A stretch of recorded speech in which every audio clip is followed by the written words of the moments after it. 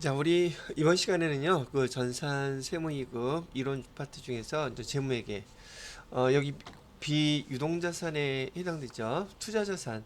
지난 시간에 우리 그 유형자산, 무형자산, 빈도수가 높고 또 중요한 파트라서 먼저 설명이 되었는데, 이번 시간에는 투자자산하고 그다음에 기타 비유동자산을 정리해 보도록 하겠습니다.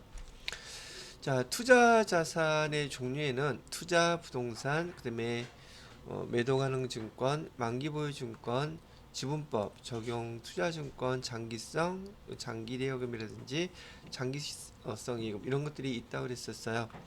알고 계시겠지만 좀 여러분들한테 예전에 회계 1급 때 설명을 미리 해드렸던 내용을 갖다가 잠깐 복습을 하고 넘어가도록 할게요.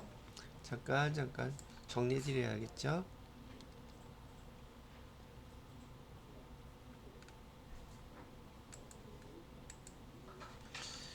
자, 첫 번째 여기 나오는 그 투자 부동산은 우리가 알고 있다시피 토지나 건물을 샀을 때 우리가 투자 부동산이라고 기록하라는 뜻이에요. 그런데 우리가 지금 건물을 샀다고 했을 때 여러분들한테 회계에서는 요 목적이 뭐냐에 따라서 기록하는 게 내용이 달라진다고 그랬었어요. 그래서 건물을 사는 목적이 투자 목적이라면 투자 부동산이라고 쓰라고 배웠죠. 그래서 투자 부동산이라고 쓰라고 했었고, 만약에 사용 목적이라면 그 유형자산에서 유형자산 안에는 토지 건물 뭐 기계장치 실용 뭐 이런 거 있으니까 거기 건물이 될 것이고, 그다음에 만약에 얘를 판매 목적으로 샀다, 건물을 회사에서 판매 목적으로 살 수도 있겠죠. 이런 경우에는 상품이라고 쓴다. 그래서 여러분들이 이제 회계를 배우시면서 중요한 것은 계정만 무조건 외우는 것이 아니라 그 돈을 쓴 목적이 뭐냐에 따라서 우리 회계 담당자가 쓰는 계정들이 이렇게 바뀐단 말이죠. 그래서 그 목적을 잘 구분할 수 있어야 된다. 계정을 암기하시는 건 당연히 기본적이겠죠. 자, 그래서 투자 부동산 이렇게 목적에 따라서 기록하세요라고 잠깐 다시 한번 설명을 해드렸고요. 자, 이번에는 매도 가능 증권, 만기 보유 증권 이게 있는데 유가 증권이라고 부르는 것들이에요. 유가 증권을 갖다가 우리가 기록할 때 회계 담당자는 유가 증권을 분류할 때 보통 지분 증권이다, 채무 증권이다 크게 이렇게 구분을 해요. 그런데 여기 지분 증권이다, 채무 증권을 우리가 기록할 때 사용하는 계정명은 아니란 말이죠. 일반적으로 유가 증권을 구분하는 방법이에요. 지분증권은 지분이란 말 뜻이 주식을 의미한다. 그렇게 기억을 해두시면 되겠고요. 그 다음에 채무증권이다 그러면 채무증권은 채권이다. 채권 안에는 국채, 공채, 사채 이런 거 있다고 말씀을 해드렸어요. 얘가 바로 일반적으로 유가증권을 구분하는 방법이고, 우리 회계 담당자 입장에서 기록할 때는 이런 용어를 사용하는 게 아니라 여기 보시는 것처럼 단기 매매 증권, 매도 가능 증권, 그 다음에 만기 보유 증권 또는 지분법 적용 투자 증권과 같이 여기 투자 자산들에 대해서 특히 유가증권에 대해서 기록할 때 우리는 요 네 가지 계정들을 사용한단 말이죠. 자, 아까도 우리 회계 담당자들은 목적을 구분해야 된다고 그랬었는데, 단기 매매 증권의 일단 목적 여기 위에다가 써놓고서 한꺼번에 이게 되겠네요. 단기 매매 증권은 단기 시세 차익이 목적이라는 걸 기억하고 계셔야지 되고, 그다음에 시장성이 있어야 돼요. 시장성이 있다는 말은 언제든지 내가 팔려고 할 때 팔 수 있고 사고 싶을 때 살 수 있다. 그다음에 거래가 빈번하다. 매도와 매수가 자유롭다. 다 시장성이 있다는 말을 뜻하고 있어요. 시장성이 있는 우리 회사 주식이 아니라 타 회사의 주식을 샀을 때 우리 회계 담당자가 기록하라고 그러면은 이거 단기 매매 증권이구나 이걸 딱 알아들어야 된단 말이죠. 여지껏 우리가 해왔던 것처럼 회계상의 거래를 통해서 우리 회계 담당자들은 그 계정을 사용해서 기록해야 되기 때문에 계정을 모르면 이건 말짱황인 거죠. 그래서 계정을 정확히 구분하셔서 이걸 이렇게 써주시면 된다는 얘기예요. 자, 여기 단기 매매 증권에는 주로 시험 문제에서는 주식만이 나와요. 그렇지만 이 단기 매매 증권에는 주식만 있는 게 아니라 주식 또 뭐도 있다 그랬어요. 채권도 있다는 거 잊지 마시란 얘기죠. 자, 두 번째 매도 가능 증권을 설명해 드리면 여기 매도 가능 증권도 마찬가지로 우리가 이제 회계 담당자들이 사용하는 용어이긴 한데 이 매도 가능 증권은 시세 차익 목적이긴 하지만 보편적으로 여러분 시험 문제 목적에서는 장기 투자 목적이라는 용어로 많이 설명을 하고 있어요. 장기 투자 목적이고 물론 시장성도 있다고 그러죠. 매도 가능 증권은 여러분이 전산세무 2급 과정에서는 시험 문제 주된 그 계정 중에 하나가 단기 매매 증권보다는 매도 가능 증권이 될 거예요. 그래서 지난번에 계정들 외우실 때에도 매도 가능 증권에 대한 거 잘 구분해 두셔야 됩니다라고 얘기를 해드렸었는데 조금 있다가 매도 가능 증권하고 그 다음에 단기 매매 증권하고 배웠던 거 복습 겸 해서 양쪽을 비교해서 다시 한번 설명을 해드리도록 하겠습니다.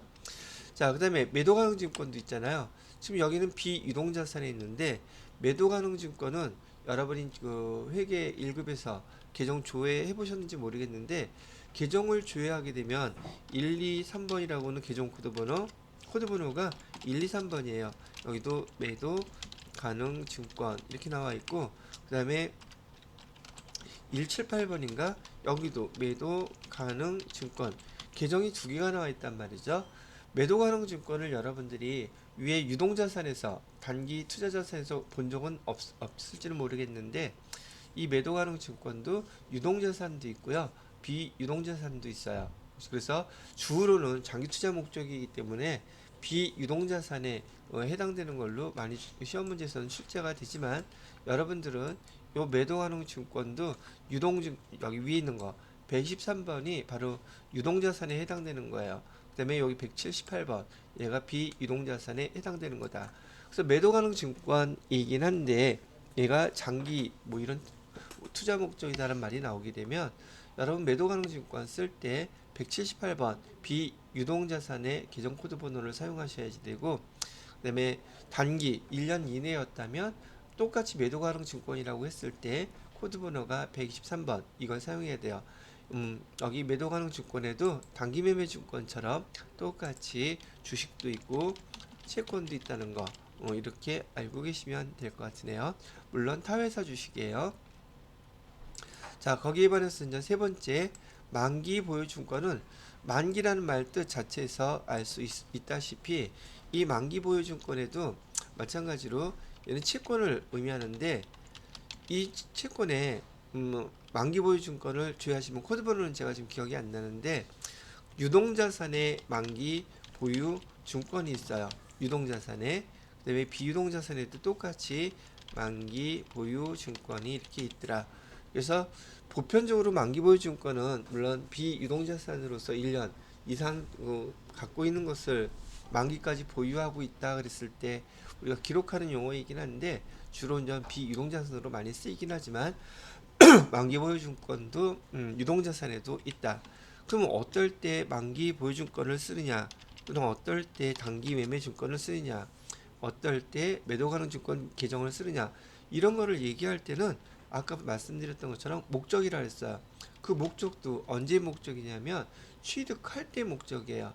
취득할 때 이런 의도를 취득한다 그러면은 회계 담당자는 이 계정으로 쓰란 얘기예요. 이렇게 취득할 때 단기 시세차익 목적으로 산다. 그러면 단기 매매 증권으로 쓰란 얘기구나. 장기 투자 목적으로 타 회사의 주식을 산다. 그럼 매도 가능 증권으로 쓰란 얘기구나. 만기 보유 증권은 만기까지 보유할 목적이 있어야 되는 거예요. 이거 처음에 살 때. 왜냐하면 봐요. 만기 보유 증권이 채권이라고 그랬는데 만기까지 보유할 의도가 없이 1년은 대신 넘는 걸로 내가 채권을 샀다 그러면 뭐라고 써야겠어요? 매도 가능 증권 써야 돼. 내가 채권을 샀는데 1년 이내 매도할 생각이다. 그럼 뭐라고 써야겠어요? 1년 이내니까 단기 매매 증권 써야 된단 말이죠. 채권 여기 세 개 다 있잖아요. 그죠? 그래서 구분할 때에는 내가 처음에 취득하는 목적이 뭐냐에 따라서 채권 같은 경우에는 단기 매매 증권이라고 쓸 수도 있고 매도 가능 증권이라고 쓸 수도 있고 만기 보유증권이라고도 쓸 수 있다는 뜻이에요. 아시겠죠? 그다음에 유동 비유동 다 있다는 것도 참고하시면 좋을 것 같고요. 그다음에 마지막으로 지분법 투자 증권이라는 얘기는요. 이쪽에 됐을까? 우선 목적 자체가 타 회사를 지배할 목적일 때요. 타 회사를 지배 목적으로 주식을 취득하게 되면 주식도 그냥이 아니라 20% 이상을 취득하게 되면 기록할 때 지분법 적용 투자증권이라고 지금 기록한다. 요 정도만 알고 계시면 될 것 같아요. 여러분들한테 세부 1급까지 해서 지분법 적용 투자증권은 시험 대상이 아니기 때문에 아니라고 얘기해야 되나? 거의 나온 적이 없어요. 그래서 요거는 넘어가도록 합니다. 자, 우리가 회계 담당자들이 유가증권에 대해서 기록하는 계정들은 이렇게 네 가지를 기억하시고 구분할 줄 아시면 될 것 같으네요. 자, 아까 말씀드렸던 것처럼 전 단기 매매 증권하고 매도 가능 증권 한번 비교를 해볼게요. 단기 매매 증권에서 우리가 여러분이 배웠던 것처럼 우선 단기 매매 증권이 됐던 매도 가능 증권이 됐던 우리가 한 주를 가지고 우선 기록을 해보도록 할게요. 한 주. 자, 주식 수는 한 주. 지금 공정가치 뭐 10만 원이라고 되어 있는데 이것도 뭐 말하기 나름이겠죠. 여러분들한테 조건을 여기다 주어 놓을게요. 첫째, 얘는 타 회사 주식이고요. 두 번째, 얘 주식수는 한 주를 한다 그랬으니까 우선 액면가액은 예를 들어서 뭐 얼마로 할까요? 액면가액은 5,000원이다. 그 다음에 시가는 10만원이다. 뭐 이렇게 해놓은 상태라고 얘기할게요. 왜 이걸 다시 한번 설명해 드리냐면 단기 매매 증권이 됐던 그다음에 매도 가능 증권이 됐던 지금 그 시세 차익을 목적으로 또는 장기 투자 목적으로 타 회사의 주식을 사게 되면 얘는 시가와 관련돼 있는 것이지 액면가는 쓸 필요가 있다 없다. 그 없다는 거 알려주려고 액면가액을 쓴 거예요. 단기 매매 증권도 매도 가능 증권도 액면가액을 신경 쓸 필요 있다 없다. 여러분이 여기 보통 시험 문제에서 항상 주식과 관련돼서는 액면가액도 알려주고 시가도 가르쳐줘요. 근데 우리 자본 계정에서 배울 때 자본금 그러면 그때 액면가액 사용했었죠. 근데 이게 머릿속에서 지금 나름대로 정리가 안 되어 있으면 그 문제를 봤을 때 이거 지난번에 액면가액을 썼나 시가를 썼나 이게 헷갈려요. 그래서 시험 문제에서는 양쪽에 어떤 문제가 됐던 항상 액면가액 시가를 다 주어주므로 일단 지금 여기 단기 매매 증권하고 매도 가능 증권 같은 경우에 시가는 신경 쓸 필요 있다 없다 없는 걸로 기억하라는 얘기예요. 그리고 주식을 거래하게 되면 반드시 수수료가 있는 게 당연하겠죠. 없는 경우는 없다고 보시면 돼요. 그래서 수수료는 10,000원이라고 했을 때 지금 제가 밑에 설명해 놓은 것은 매도 가능 증권이에요. 그런데 단기 매매 증권인 경우에는 여기 위에다가 잠깐 정리해 볼게요. 단기 매매 증권의 취득 과정에서는 뭐가 중요하다 그랬어요? 단기 매매 증권. 그래서 단기 매매 증권은 10만 원 이렇게 되겠죠. 그리고 수수료 비용은 반드시 별도로 쓰라 그랬죠. 수수료 비용 해서 얼마? 10,000원. 그리고 얘 수수료 비용은 영업과 관련이 있다 없다? 없다. 회사에서 취득하는 것들이 엄청 많은데 지금 이 단기 매매 증권도 취득하고 있잖아요. 그죠? 취득하는 거에 부대 비용은 무조건 자산 계정으로 쓴다는 것도 기억하시죠? 근데 뭐만 유일하게 별도로 쓰라 그랬어요. 이 단기 매매 증권의 수수료 비용만 반드시 별도로 쓰라고 했던 거 기억나시죠? 얘는 영업과 관련이 있다 없다? 없다. 그래서 얘는 영업 외 비용.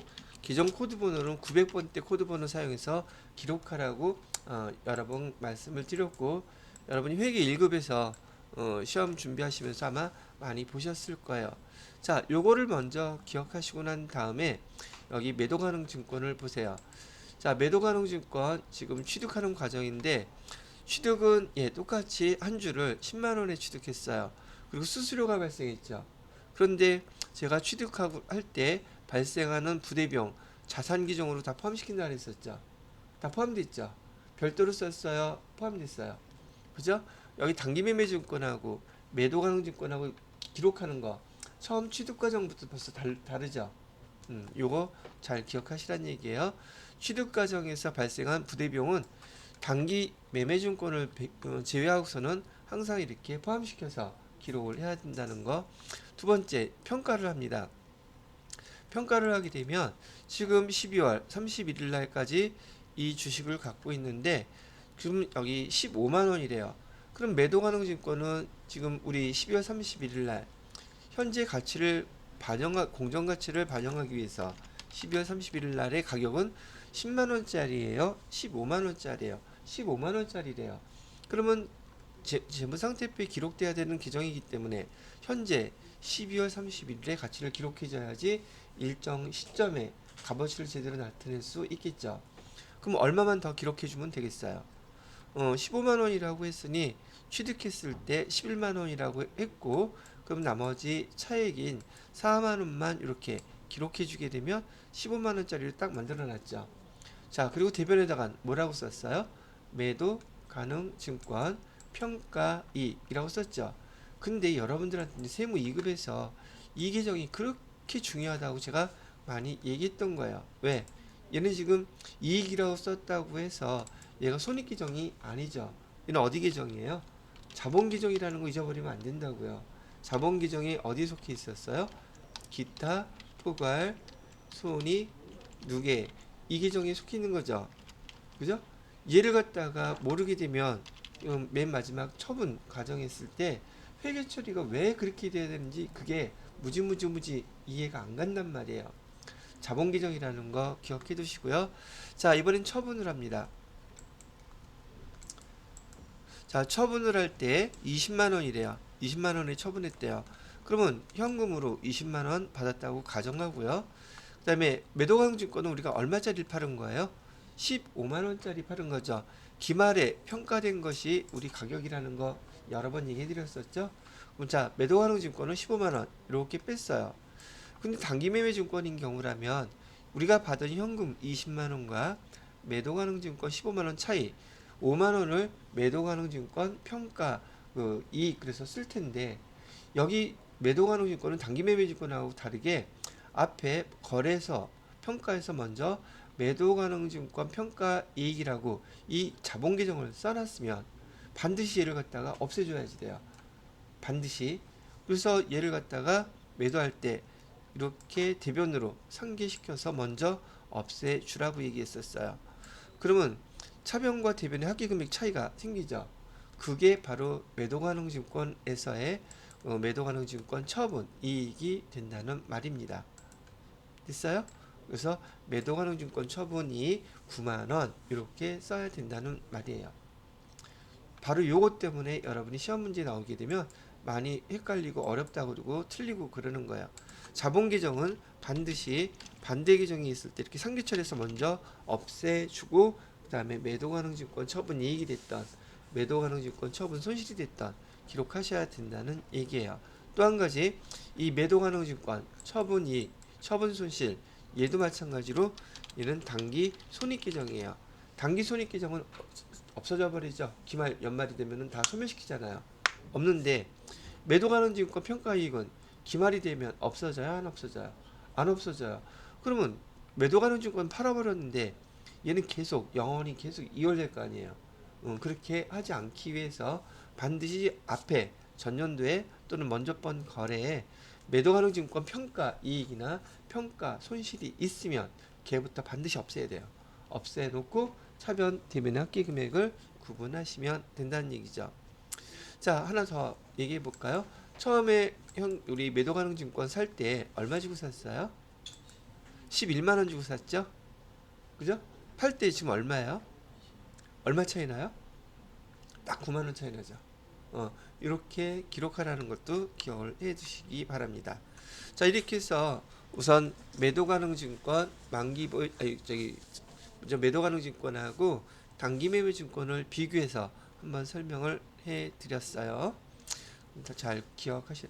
특히 시험 문제는 단기매매증권보다 이제 매도가능증권이 많이 나옵니다. 세무 2급 이후로부터는. 참고하시기 바라고요. 자, 그다음에 시간이 거의 다 됐네요. 잠깐 쉬었다가 이번에는 그 만기보유증권에 대한 설명해드리도록 하겠습니다. 자, 그래서 이렇게 말씀을 해드렸고요. 지난번에 제가 말씀을 해드렸는지 기억이 잘 안 나서 여기 단기매매증권과 매도가능증권, 만기보유증권 요 세 가지. 만기보유증권 설명해 드린다 그랬었죠. 만기보유증권부터 먼저 한번 설명을 해 보도록 할게요.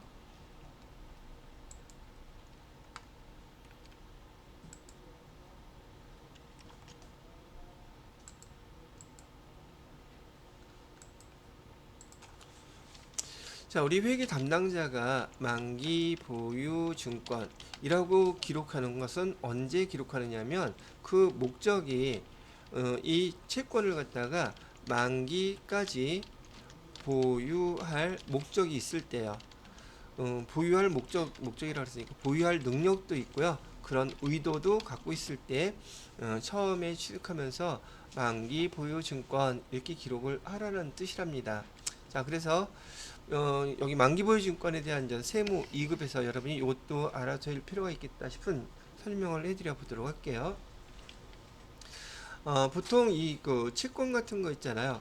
여기 혹시 승용차 그 신차로 구입해 보신 적 있으신 분 있는지 모르겠어요. 즉 토지라든지 그다음에 건물이라든지 이런 차량 운반구 같은 경우 처음에 취득할 때 새 거로 취득하게 되면 의무적으로 그 지방, 국채, 공채, 사채 이런 것들이 있잖아요. 특히 공채 매입을 해야 됩니다. 그래서 차량 운반구 얘가 얼마짜리였냐면 지금 여러분들의 입장에서 500만 원을 만약에 주고 차를 갖다가 지금 사갖고 올 수 있다고 가정을 하는 거죠. 그러면 차량 운반구 500만 원 사갖고 왔으면 여지껏은 500만 원 이렇게 기록했잖아요. 그죠? 근데 실제로 보니까 차량 운반구의 가격은 450만 원이에요. 그리고 여기 차량 운반구 승용차를 살 때 매입해야 되는 채권이 있는데 이 채권을 보편적으로 여러분들이 보신 적 있는지 모르겠지만은요. 여기 채권을 갖다가 사게 되면 대부분은 1년 이내 아니면 바로 그 자리에서 팔아버려요. 그리고 그 돈을 갖다가 깎아서 내가 돈을 갖다가 적게 내고 차를 하는 게 보편적인데 시험 문제 목적에서는 얘를 갖다가 바로 매각할 거다라고 얘기를 해줘요. 자, 지금 우리가 뭘 갖고 있어요? 채권을 갖고 있어요. 근데 그 채권을 언제 팔 거예요? 조만간에 바로 없을 거예요. 그럼 일단 써놔야겠죠. 뭐라고 써야 돼요? 그렇죠. 단기 매매 증권이라고 쓰셔야 돼요. 이 단기 매매 증권의 채권 가격이 50만 원이라고 얘기를 하는 거예요.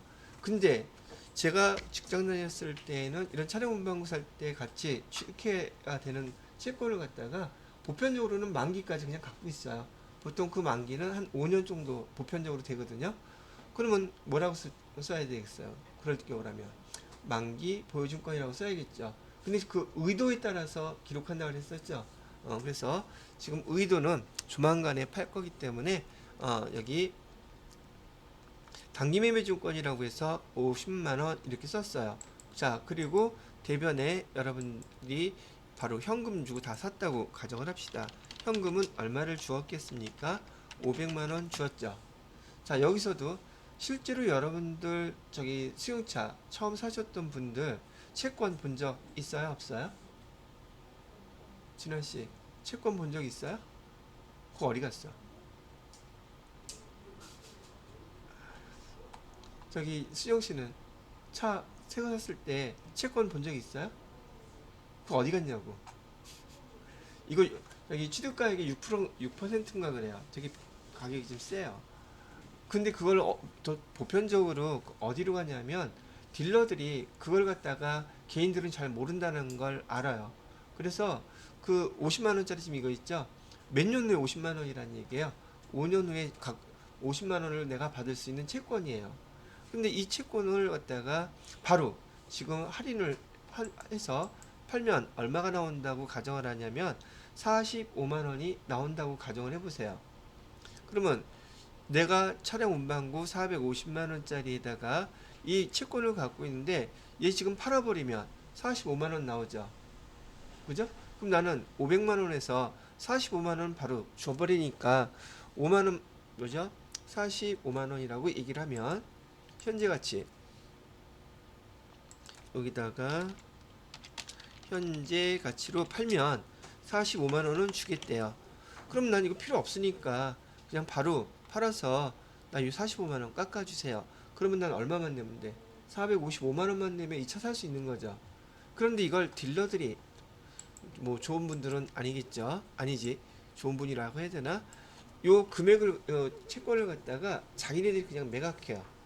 그리고서 이걸로 여러분들 차 살 때 그 뭐 시트 커버를 바꿔준다, 블랙박스를 준다, 서비스를 많이 줘요. 근데 자기가 더 많이 가져가겠어요? 서비스를 많이 주겠어요? 그 사람들이 차 팔아서 뭔 돈이 있어서 그 차 샀다고 그렇게 서비스를 해주겠어요?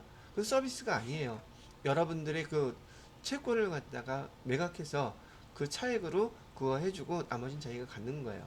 근데 차를 사는 사람들은 이런 거 모르니까 돈만 내고선 차만 받아가면 땡이고 거기다가 여러분들이 이렇다 저렇다 해가지고 뭐 시트도 바꿔주고 블랙박스 달아주고 그러니까 좋죠. 아 근데 말할 때 뭐라고 얘기를 하겠어요? 이거 고객님께서 뭐뭐 하셔서 이런 거 서비스로 다 제공해드립니다. 그러겠죠. 그런데 만약에 앞으로 여러분이 차를 사거나 주변에 차를 사시는 분이 혹시 있으시다면 여기 차 살 때 요즘 채권 가격이 얼마나요? 그 한마디만 딱 하면은 그 사람이 그 채권을 이 사람 채권에 대해서 알고 있구나 그러고서는 다 처리해서 줄 거예요. 그때는 어떻게 얘기해야 되냐면 그냥 채권 바로 해가지고 내가 내야 되는 돈 있죠? 거기서 그만큼 빼주세요 라고 얘기를 하는 게 좋아요. 그럼 여러분들한테는 먼지털이게 하나가 꼴랑 오면 잘 오는 거예요. 서비스라는 건 아무것도 없어요. 무슨 말인지 아시겠죠? 중고차 살 때도 그러면 무조건 채권이 있는 거예요? 중고차 사면서 뭐 그런 게 어딨어. 진짜만? 신차만. 진짜만? 그래서 여기 신차 사실 때 참고로 알아두시고요. 이거 하나만 알아도 여러분이 제 수업 들어오셔가지고 얻어가는 것 중에 제일 큰 거 중에 하나를 얻어가시는 거예요. 몰랐죠, 수정씨? 사기 싸우지 말고 언젠가 차 바꾸게 되면 또 주변에서 차 사시는 분 있으면 채권 반드시 있어요. 근데 이런 것들은 사실 회사에서 승용차를 사게 되면 그 딜러들이 알아서 다 갖다 줘요. 왜? 회사는 다 알고 있으니까 그런 거. 그거 갖고서는 어떻게 못하는데 이 사람들의 한 건수는 개인들이에요. 개인들한테는 채권 얘기하지 않습니다. 그러니까 모르니까 싸게 주고 뭐 주고 뭐 주고 그게 확실해지면 그거 주고 끝나는 거죠. 그럼 가갖고 지난번에 그거 왜 안 줬어요? 그러면은 안 줬다 그러겠어요? 서비스로 다 드렸는데 그러겠어요. 지난 다음에 얘기할 필요는 없고 우리 김사에서 그게 필요한 게 아니었잖아요. 근데 여기서 45만 원 정도 싸게 한다면 기분 좋아요, 안 좋아요? 당연히 좋겠죠? 근데 이거는 시험 문제에서도 나온단 말이죠. 자, 그럼 봐요. 여기서 구분하셔야 될 거.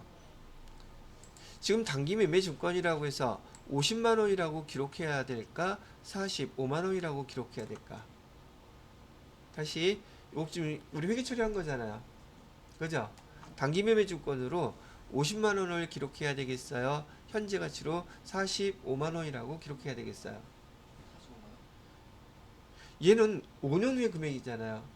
우리 재무상태표의 단기 매매 증권은 지금 현재 값어치로 기록되어 있어야겠어요? 미래 값어치로 기록되어 있어야겠어요? 당연히 현재 가치로 기록해야 되죠. 그럼 차이가 얼마 나고 있어요? 그래서 지금 5만 원 차이 나죠. 그럼 이 5만 원은 뭐라고 쓸 거예요? 이 5만 원은 차량을 살 때 발생한 부대비용으로 봅니다. 그래서 부대비용이기 때문에 차량 운반고의 가격은 얼마를 기록해야 되겠다? 455만 원. 455만 원. 이렇게 기록해 주셔야 돼요. 알고 나면 별거 아니죠? 근데 이런 문제 나오게 되면 이게 뭐야? 단기 매매 증권이 저기 채권 가격이 50만 원인데 지금 현재 가치는 여러분이 많이 들어봤던 그나마 익숙한 용어라서 이걸 썼고요. 채권의 미래 가치를 현재 가치로 할인한 거를 상각 후 잔액이라고 불러요. 그래서 얘가 정식 명칭이에요. 상각 후 잔액 금액을 써주고 차이나는 금액은 뭘로 본다? 취득하는 차량 운반구에 부대비용으로 봐서 여기 차량 운반구 가격에다가 포함시켜주면 됩니다 라고 설명해 드리는 거예요. 아시겠죠? 자, 주변에서 차 살 때 눈에 불 켜고 가서 꼭 얘기해 주세요. 그렇게 해서 수십만 원이라도 절약하게 해주면 그분한테 저녁이라도 점심이라도 먹지 않을까? 그죠? 수정씨 결심했죠? 꼭 그래야지. 진아씨도 결심했어요? 잘 활용하세요. 자, 이거 중요한 내용이기도 하니까 여러분들 세무이급, 회계 1급에서도 가끔 출제되는 문제이긴 한데 주로 이제 세무이급에서 문제가 혹시 나오게 되면 이런 문제가 나온다. 참고로 알아두시면 될 것 같으네요.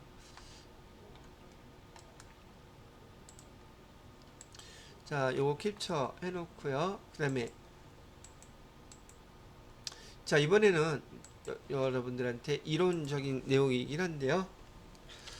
우리가 그 회계 담당자들이 쓰는 계정 과목이 단기 매매 증권, 매도 가능 증권, 그 다음에 만기 보유 증권, 요 세 가지를 주로 이제 쓰시게 될 텐데요. 얘네들의 원칙이 하나 있어서 설명을 해드려요. 단기 매매 증권은 목적 자체가 단기 시세 차익 목적이라고 말씀해 드렸어요. 단기 시세 차익 목적으로 사게 되는데 지금 단기 시세 차익 목적이라면 지금 샀다가 주식값이 올라가면 나 바로 팔아야지 이런 목적이라는 뜻이에요. 그런데 이 주식이 갑자기 일이 생겨갖고 갑자기 급락을 해버렸어. 옛날에 어떤 회사가 있었느냐면 한진해운이라는 해운회사 아세요? 옛날에 있었던 회사인데 한진해운 맞나? 지금 얘 문 닫아갖고 다른 데로 바뀌었죠. 옛날에 전세계 3, 4위 해운회사였는데 얘가 쫄딱 망했어. 그래가지고서는 한진해운인지 지금 정확히 기억은 안 나는데 해운회사였었거든요. 그래서 이 회사의 주가가 평상시에 한 주당 10,000원 정도 했단 말이죠. 그런데 지금 이 회사가 지금 자본 잠식 상태라고 소문이 돈 거예요. 자본이 잠식됐다. 그러면 자본 잠식은 우리 배웠던 것처럼 자산에서 부채 빼면 자본이 남는 게 없다는 얘기예요. 그럼 거기 주주들은 지금 주식은 다 휴지 조각이라는 얘기잖아요. 근데 이걸 아직 검증은 못 받았어. 그런데 그런 그 소문이 돌기 시작했어요. 그래서 그 회사 위험하다. 근데 이 해운회사는 전 세계에서 물동량 실어 나르는 게 3위, 4위에 어마어마한 규모를 갖고 있는 회사였단 말이죠. 근데 이렇게 이제 소문이 들게 나니까 이 회사의 주식을 갖고 있던 많은 투자자들이 얘를 더 많이 샀겠어요? 다 팔려고 하겠어요? 팔려고 하겠죠? 그래서 이걸 막 팔았으면 얘가 막 6,000원까지 내려갔어. 그러면 차이가 무려 40% 떨어졌으니 어떤 사람 입장에서는 그거 그냥 루머일 수도 있잖아. 그리고 이게 또 기회야. 그리고 또 그걸 주워 담아서 사는 사람이 있겠죠. 있겠어요? 없겠어요? 있어. 그래서 이걸 또 막 사들였네. 사들이는 사람도 있고 파는 사람도 있고 아직 난리 북새통이야. 그래서 시간이 지났는데 실제로 이게 사실을 밝혀졌어. 자본 잠식된 게 사실인 거야. 그래갖고 가격이 폭락을 하고 떨어져 가지고서는 얘가 1,500원에 거래가 됐었어요. 이렇게. 오케이? 그런데 이렇게 알면 지금 10,000원짜리가 1,500원까지 내려왔으면 이 주식은 싼 거예요? 비싼 거예요? 가격으로 봤을 때 싸죠. 그런데 아까 자본 잠식이란 말은 주식 주주들이 가져갈 게 있다 없다. 없다는 거잖아요. 그럼 주식 가치도 없는 종이 쪼가리 휴지 조각이 불과한 걸 1,500원 주고 사면 이건 싼 거예요? 비싼 거예요? 엄청 비싼 거죠. 그래서 자본 잠식 상태가 맞다고 하는 이런 얘기들이 돌기 시작해 갖고서는 이게 거의 확실시 된다고 기사가 나왔어. 그러니까 폭락을 한 거죠. 근데 주식회사는 있잖아요. 이렇게 주식 여기 자산 마이너스 부채가 자본이 0 이하라고 할지라도 그 기업을 청산하면 청산가치라는 게 있어요. 청산가치. 왜 그런 거 있잖아요. 지금 우리가 자산은 100이 있고요. 부채 100이 있어요. 그러면 재무상태표상에서는 자본 잠식이죠. 근데 지난번에 배웠던 것처럼 우리 건물 토지 얘는 10년 전 가격으로 기록해 놓은 자산이야. 그럼 얘 팔 때는 더 많이 받겠죠. 그래서 청산 가치가 얘가 10,000원은 되더라. 그럼 그 청산할 때, 그 회사를 청산할 때 주주들이 이 청산 가치를 배분받게 돼 있어요. 지분만큼.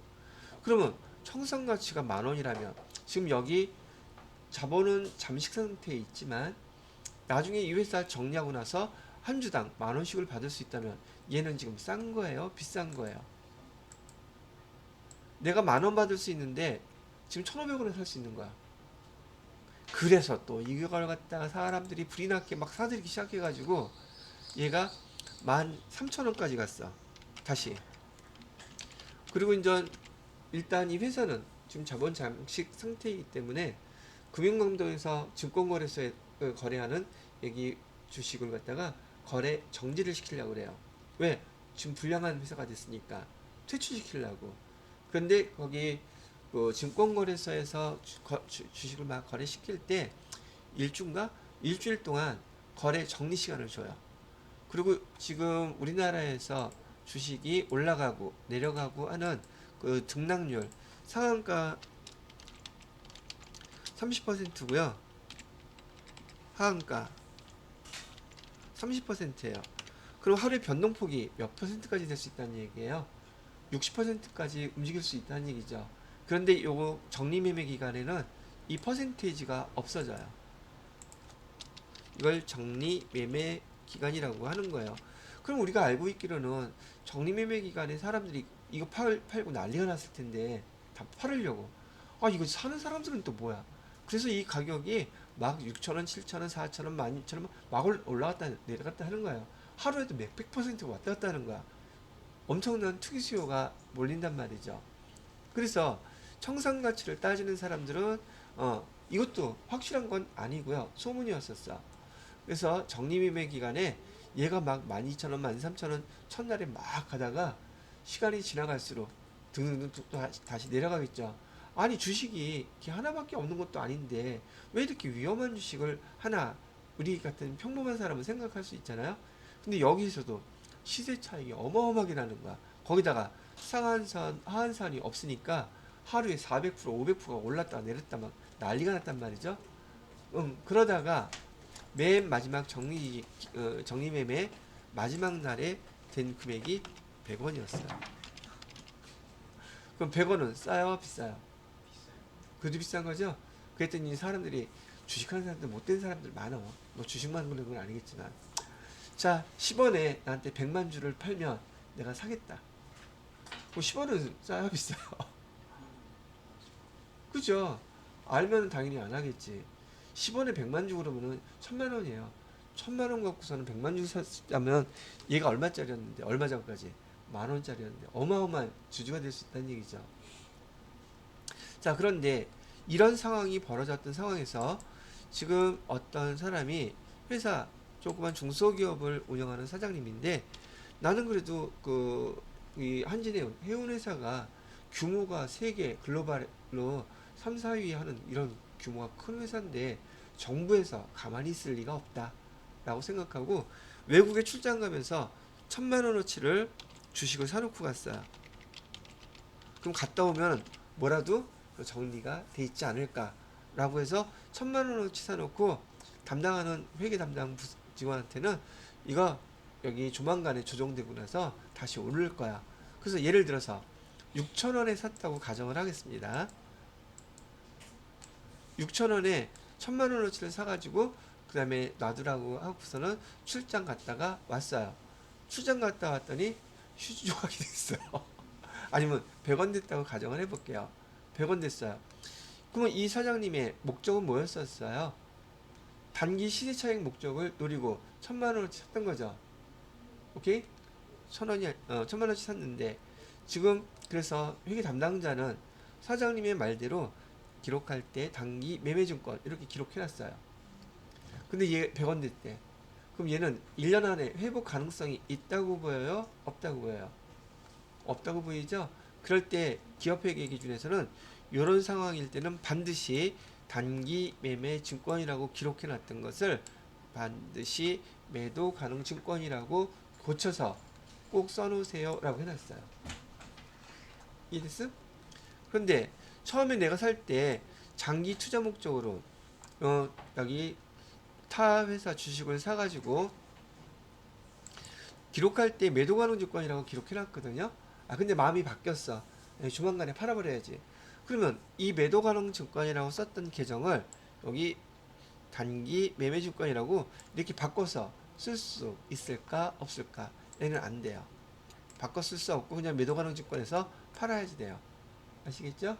자, 그 다음에 매도 가능 증권에도 채권이 있다 그랬었고, 그러면 내 처음에 의도가 지금 이 채권을 샀을 때 저기 1년 안에 팔아버려야지 그 생각하고 채권을 사서 그때 매도 가능 증권이라고 써놨거든요. 그런데 아예 안 되겠다. 얘를 그냥 만기까지 보유하면서 이자 받자. 그러면 계정이 만기 보유 증권이 되죠. 그러면 처음에 살 때 매도 가능 증권이라고 기록해 놨던 걸 만기 보유 증권이라고 이렇게 쓸 수 있을까? 또는 내가 만기까지 갖고 있어야 되겠다고 생각했다가 1년, 2년 지난 다음에 에이 팔아버려야지.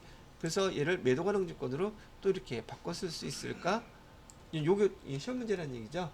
예, 얘는 다 가능해요.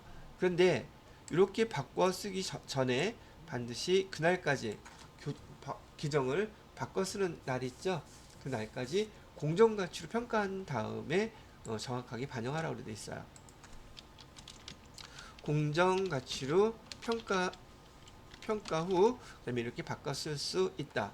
그러면 마지막으로 여기 만기 보유 증권 얘를 갖다가 단기 매매 증권으로 바꿔 쓸 수 있을까 없을까? 안 돼요. 그럼 결국은 단기 매매 증권만 매도 가능 증권으로 바꿔 쓸 수가 있는, 반드시 바꿔줘야 되는 거죠. 나머지 것들은 요 관계가 요런 상황에서 성립이 되는 거구나 라고 정리를 해 놓으시면 될 거라는 얘기예요. 아시겠죠? 요게 근데 말로 나오면 되게 헷갈려요. 그래서 제가 그림으로 이렇게 설명을 해 드렸으니까 잘 정리하시고요. 단기 매매 증권의 그 단기 시세 차익 목적이 훼손이 됐다면, 그래서 장기로 보유할 수밖에 없는 상황이 됐다면 그 계정은 반드시 뭘로 기록해라? 매도 가능 증권으로 기록하라고 요 하나만 허용이 된 거예요. 그래서 그 이후로 단기 매매 증권으로 다른 계정들을 바꿔 쓸 수는 없습니다. 아시겠죠? 자, 이렇게 기억해 두시기 바라고요. 자, 그 다음에 내용들 한번 또 보도록 할게요.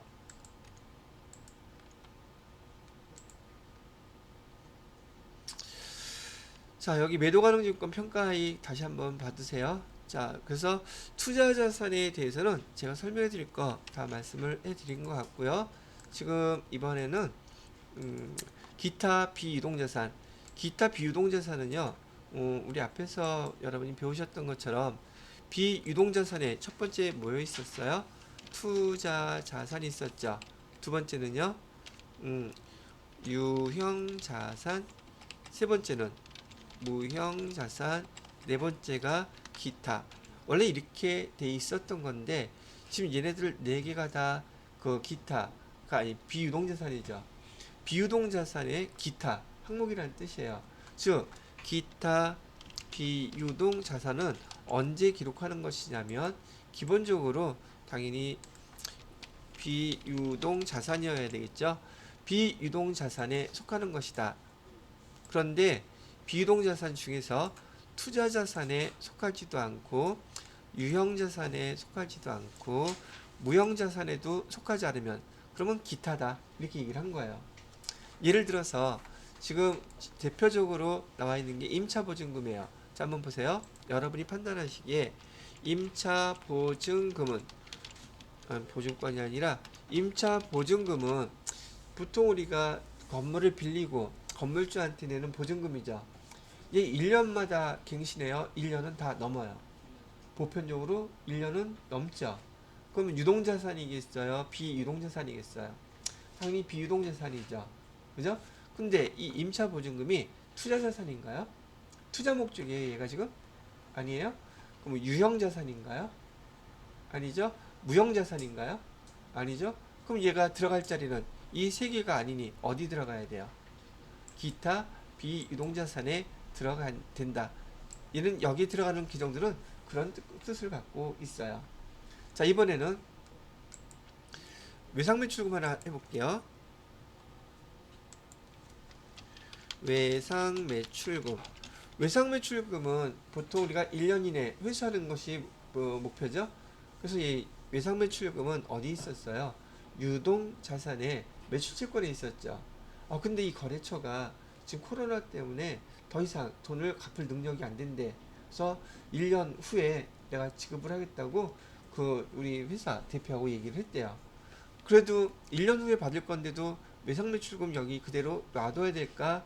얘를 바꿔줘야 될까? 얘를 갖다가 바꿔줘야 돼요. 뭐라고?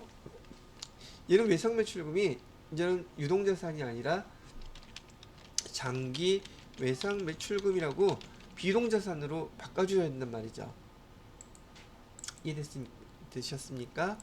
그럼 장기 외상매출금 얘는 지금 비동자산으로 옮겨줘야 되겠는데 어디에 해당될까 하는 거예요. 이 투자자산인가요? 장기 외상매출금이? 아니죠. 유형자산인가요? 아니죠. 무형자산인가요? 아니죠.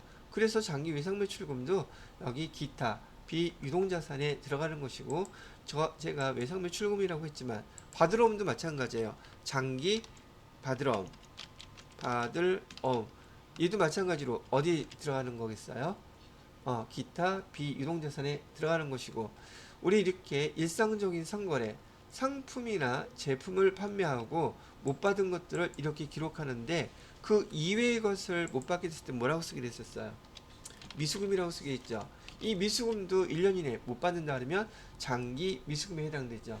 얘도 어디에 들어가요? 다 여기 기타 비유동자산에 들어가는 계정들이 되더란 얘기예요. 이해가 되셨어요? 그러니까 여러분들이 이런 걸 구분할 때 막 어거지로 외우는 게 아니에요. 그 이유를 잘 설명 든 걸 알아듣게 되면은 외우지 않더라도 기타 비동자산에 이런 것이 들어가는 거구나 라고 기억하시면 돼요. 우리 건물 빌릴 때 월세 보통 많이 내죠? 임차료로 월세. 근데 그 건물들 중에도 전세는 있을 수 있을까 없을까? 전세도 있을 수 있잖아요. 그걸 우리 뭐라고 부른다? 전세권이라고 부른다. 전세권도 마찬가지로 투자자산, 유형자산, 무형자산 아니므로 기타 비유동자산의 전세권이라는 규정이 있더라 정도만 한번 듣고 이해하시면 돼요. 오히려 정리를 제가 해드릴 거는 요게 문제가 아니라 지난번에 말씀해드렸던 규정 몽졸이 몰아서 한번 제가 정리를 해볼게요. 자, 임차료는 비용 계정이라는 거 알고 계시죠? 또 써드리는 거예요. 그 다음에 수익 계정은 뭐였었어요? 임대료. 자, 임차인이 보증금을 내면 뭐라고 불렀어요? 임차 보증금이라고 불렀죠? 그러면 건물주 입장에서는 뭐라고 기록했어요? 임대 보증금 이렇게 썼죠. 그 다음에 여기 내용하고 비슷한 것들 또 뭐가 하나 있었을까? 임차 권리금이라는 거 있었어요. 자, 임차 임대와 관련된 계정들 우리가 쓰는 거 이 5가지가 대부분 끝이에요. 대부분이. 그래서 다시 한 번만 정리해 드리면 임차료는 비용 계정이에요. 임대료는 수익 계정이에요. 임차인이 건물주한테 보증금 맡기면 임차 보증금이라고 하고 차후에 내가 건물을 반납하고 이 보증금을 돌려받으면 돈이 다시 들어오겠죠. 그래서 얘는 임차 보증금은 자산인데 자산 중에서도 어디 자산이다? 기타 비유동자산에 해당되는 거고 임대 보증금은 건물주가 임차인으로부터 받아 놓은 돈이죠. 나중에 돌려줘야 되죠. 그래서 얘는 부채 계정이에요.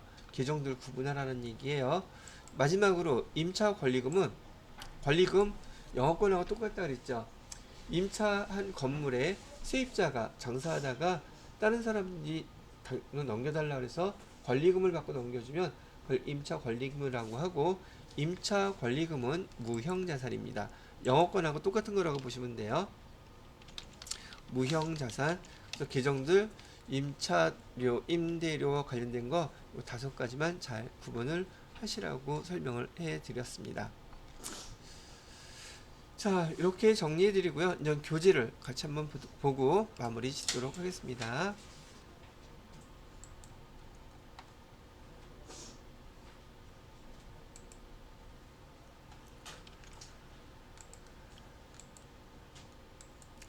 자, 투자자산. 투자자산이란 설명하고 있죠. 다른 회사를 지배하거나 통제할 목적. 그거는 지분법 적용, 투자 주식이라는 얘기고, 또는 투자 이윤을 얻을 목적, 장기간 투자하는 자산을 말한다.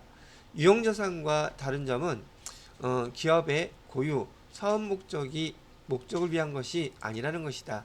거기에 해당되는 거 투자 부동산, 매도 가능 증권, 만기 보유 증권 뭐 등등 나와 있죠. 이렇게 구분하시면 되겠습니다.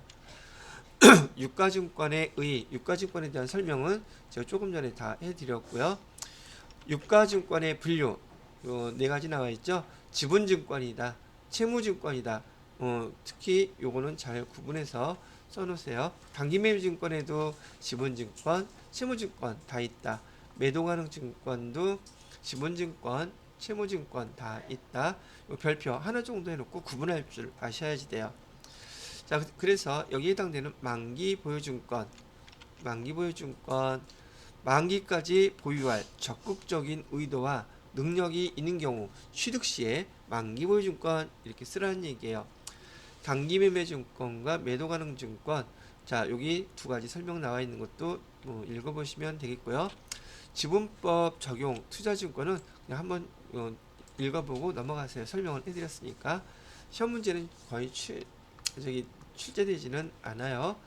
단기 유가증권의 최초 인식과 측정, 단기매매증권, 매도가능증권 큰 차이는 수수료 비용 단기매매증권 별도로 쓰지만 매도가능증권은 수수료 비용 포함하더라. 이렇게 기억하시고요. 유가증권의 평가, 지금 여러분 요거 다 매도가능증권에 대한 설명이에요. 여기서 매도가능증권 평가이익 평가손실은 자본 계정에 기타 포괄손익 누계, 여기다가 자본이라고 표시해 놓으세요. 또 이거 외우지 않으신 분들은요, 매도가능증권 평가이익이 기타 포괄손익 누계라고 표시하는데 여기 자본인지 뭔지 그것도 모르시는 분들도 있을 수 있단 말이죠. 자본 계정에 기타 포괄손익 누계이다. 그 다음에 평가 손익 처리는 똑같습니다. 근데 여기 특히나 아까 제가 설명해 드렸던 매도가능증권을 갖다가 처분할 때 반드시 그 기타 포괄 손익 누계액에 자본 계정이 있었던 거 먼저 인식하고 나서 그다음에 처리를 해 주셔야 된다는 게 키워드로 시험 문제 잘 나오니까 꼭 익혀 두시기 바랍니다. 자, 그다음에 상각 후 원가, 상각 후 잔액 뭐 등등 만기보유증권에 대한 거 아까 설명해 드렸었고요. 손상차손의 발생은 그냥 한번 읽어만 보세요. 지난번에 유형자산 그 손상차손 발생했을 때 설명해드렸던 내용이에요. 계정만 다른 뿐이니까 한번 읽어보시고 이런 게 있구나라고 생각하시면 되겠습니다. 그 다음에 유가증권의 재분류는 아까 단기매매증권을 갖다가 그 기간 내에 다시 회수할 수 없을 때 매도가능증권으로 바꿔주세요. 뭐 그런 얘기 설명하고 있습니다. 한번 이것도 읽어보시면 될 것 같고요. 그 다음에 비유동자산에 대한 자산들은 투자자산, 유형자산, 무형자산, 기타 비유동자산 설명해 드렸어요. 계정에 대한 설명이고요. 자, 이연법인세 자산은 여러분들이 모르셔도 됩니다. 그냥 읽어보고 넘어가시면 되겠습니다. 자, 그래서 여기 확인 예제 나와 있고요. 그 다음에는 부채가 드네요. 자, 그래서 제가 자산 계정은 다 마무리를 짓고 우리 다음 시간에는 부채 계정에 대해서 설명을 이어가도록 하겠습니다.